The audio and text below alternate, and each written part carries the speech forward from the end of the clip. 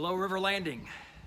You know, when we think of Wingfoot, we may think about our rehab unit in healthcare, a place to convalesce after surgery or illness.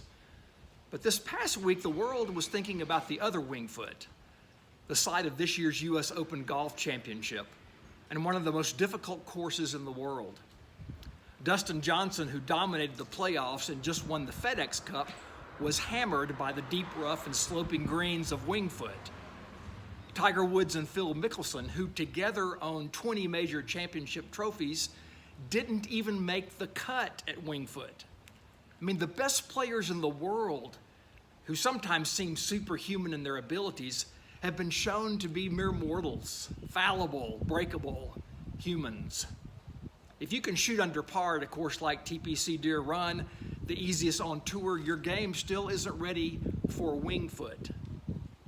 Welcome to this week's metaphor about life. Most of us figure out how to manage life when the income's good, there's food on the table, our family is healthy, and we have some meaning in life.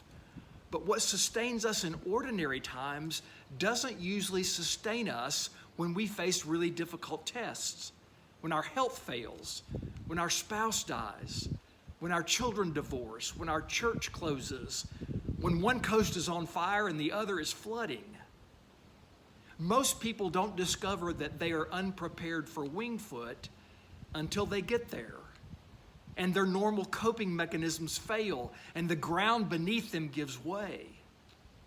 One of the reasons this happens is that we live our lives in denial that this can happen to us.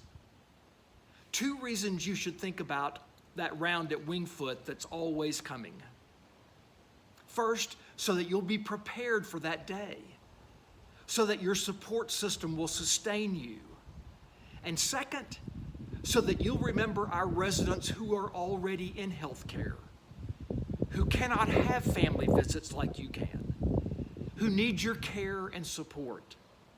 It's not about golf. It's about how to live and how to face the greatest challenge of this life. Don't be afraid. Be ready. Have a great week.